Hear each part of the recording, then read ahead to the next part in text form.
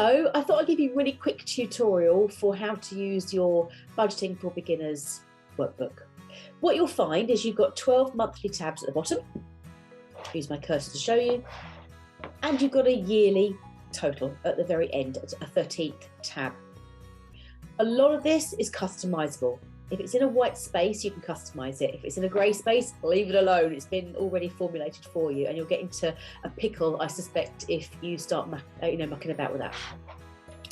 So you might want to call it My Budget. You might want to call it Our Budget, Our Family Budget, whatever you want to call it. And month one, maybe you're starting it right now and it's March time, February time, and you want to pop that in there. Absolutely fine. You can change that too. Down here with the tabs, they're currently called month one, month two, month three. If you want to change something, again, go down to the bottom and you can right click, rename, and let's call that April. There we go. So now you have all of your tabs set up and you've called it whatever name you want to call it. It's now time to take a look at the whole budget planner.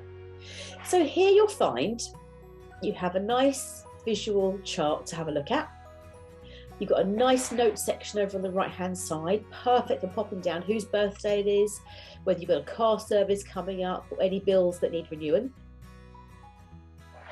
Your grey box here gives you a formulated cash flow for your income and your expenses and shows you what's left over. And then you have your monthly income section and your monthly expenses section. And as you would imagine, it's already going to add everything up for you, make it really easy. But already you can see two columns that might look really unfamiliar to you, projected and actual. So why have I done this for you? Well, a lot of people, when you're thinking about planning out your year in advance, you have a good idea of what your income's going to be. And your income can form lots of different things. It could be that you've got a small business. It could be that you've got a part-time job. Maybe it's in school term time only. So your income is actually slightly more sporadic than it is going to be a consistent thing. Maybe you've got child benefits or universal credits coming in as well, a whole variation on a theme of your income. So it's really great to be able to plan out your entire year with a projection, so what you think you're going to have coming in. Currently, you've got income 1, 2, if you're a couple, and other income 1, 2, and 3. Again, if you right click on those, you can rename those and call them whatever you like. Much the same with your monthly expenses. You've got a projected, so you think that particular bill is going to cost you that much based upon your experience, and then you have an actual column. So let me explain the actual column. When you filled out your whole 12 months in advance, you're going to be able to see your year, let's go total year, in terms of projections. Now, clearly I've not projected out my whole year yet. I'm only part way through, having a little bit of a play with it. So you can see here that my total income at the moment, I've projected to bring in £8,870. And you'll see here my projected section is here. Now, at the moment, I'm also looking at what I've already earned in the last couple of months, and it's already exceeding that, which is rather good news. So my actual is coming in so far this year as a household at 11,260. Brilliant, I'm happy with that. In terms of my expenses so far this year, I have projected out 5,863. And it's looking like I'm already making a cost saving of around £300, we can see here. Also very, very good news. However, I've only done a few months this year so far, so there's a lot more to play with. So can you see how interesting the projection and the actual looks? You might have heard something called a bank reconciliation before, something that a lot of businesses will do. So when you've projected out your whole year, and maybe you've done the next 6 months because you're already partway through the year, looking back on your previous few months of the year, you can start to put in your actuals. So it's been and gone.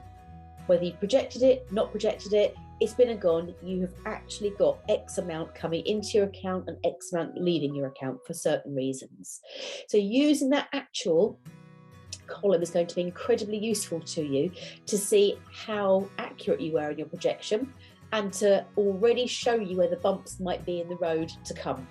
So we all know November and December are expensive months. We invariably spend lots of money at Christmas.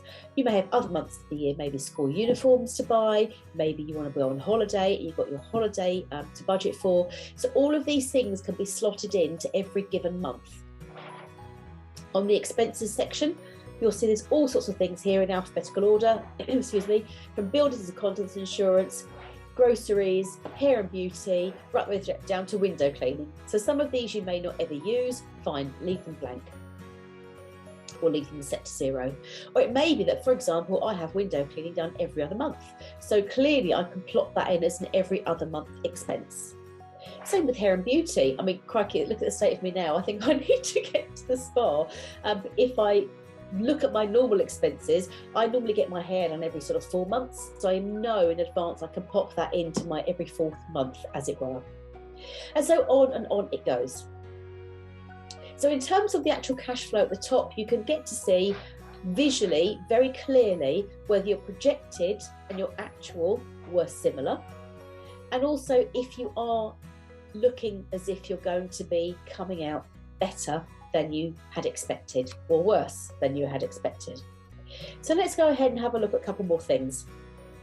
Looking at your entire year, the whole purpose of doing this is so that you're trying to achieve and understand your natural ebbs and flows of your money incoming and leaving your accounts. Now, getting control of this can take a little bit of practice, but once you've sat and you've done it, it's never quite as bad as you think it's going to be. So this is actually based on what you might have heard before called a zero-based budget. So you'll see I've got a little arrow here, and this is to look at your leftover money and trying to give it a job to do. So I'm going to come back to a month that I've started to complete some information. So here we can see I projected to have an income this month of £3,770. My expenses were 3,708. There's a little bit left over, 62. It's always quite a good idea to have a little buffer. But I made sure there was plenty of money going into our savings this month of £500, and also in my treats and days out, £100. Interestingly, because we ended up having a much better month in terms of what arrived with our salary, you can see we have an extra £90. We also looked at our expenses and we managed to decrease some of our expenses. What I haven't yet done, however, on this month as it's coming to a close, is actually assign my savings and also the money I spent on that day out. So now, can you see here? I'm going to say that I popped my 500 into savings, and actually we spent £120 that day. So I'm going to put that in there. At the bottom, you'll see it's added it up for you. And your traffic light system has given me a little red light there to say, hang on a minute, you spent more than you said you were going to. And that's the variable, the variance. Back up to here, we can see total income 3,770. We made an extra 90. And in terms of expenses, or what's left over, I projected to have £62 left over, got a little bit extra at 77. So that 77 could actually just sit in the account and probably dwindle away on a couple of takeaways or whatever it might be. But how sensible would it be if at least 50 quid of that was put to good use with a little tiny buffer? So how about, let me have a look down here. Do you know what? I'm going to get my hair done this month because, boy, does it need it. So let's go ahead and go hair and beauty. I didn't project I was going to spend anything, but I'm actually going to spend £50 on my hair. Thank you very much. Excuse me. I have only £27 left in my leftover money, which is fine. That can sit there as a buffer, or I can put it to good use.